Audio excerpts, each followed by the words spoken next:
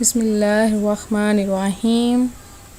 اللہ کے نام سے شروع کرتی ہوں جو بہت ہی مہربان اور نہایت رحم کرنے والا ہے۔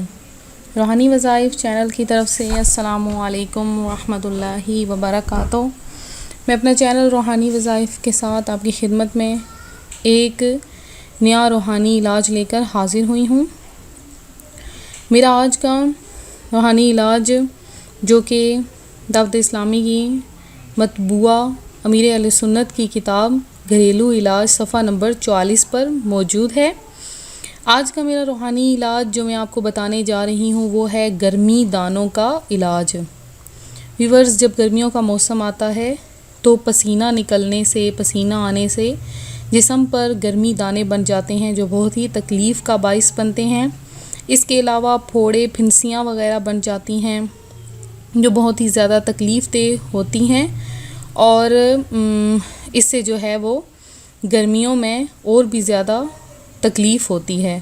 تو ویورز، میں آپ کے لیے ایک ایسا روحانی جو ہے وہ علاج لے کر آئی ہوں جس سے آپ کے گرمی دانے ہمیشہ کے لیے ختم ہو جائیں گے۔ تو آپ نے جو میں آپ کو بتاؤں یہ کورس ہے 30 دن کا، آپ نے یہ مکمل کرنا ہے۔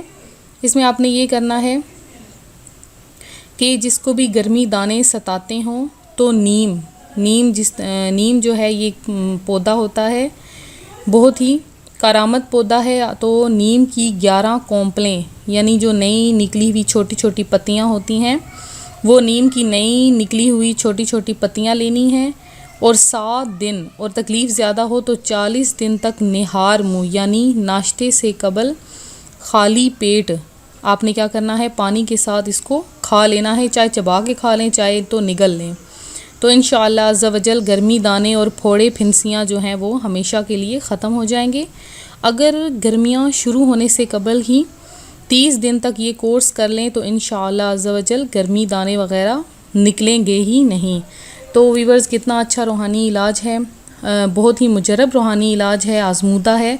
آپ لوگ بھی ضرور کریں اور انشاءاللہ دیکھیں گرمی دانوں سے، پھوڑے پھنسیوں سے ہمیشہ کے لیے نجات مل جائے گی۔ امید کرتی ہوں میرا آج کا روحانی علاج آپ کو پسند آیا ہوگا۔ اسی طرح سے ہمارے مزید جو ہے وہ روحانی علاج اور روحانی وظائف حاصل کرنے کے لیے ہمارا چینل سبسکرائب کریں اور بیل آئیکن کو بھی دبا لیں تاکہ ہر آنے والی ویڈیو کی اپڈیٹس آپ کو مل سکیں۔ اور اسی طرح سے ہمارے روحانی وظائف سن کر جو ہے وہ آگے بھی شیئر کریں تاکہ آپ بھی ثواب میں حصہ لے سکیں۔ ہم ملتے ہیں اگلے وظائف کے ساتھ۔ دعا میں یاد رکھیے گا، اپنا خیال رکھیے گا۔ اللہ حافظ۔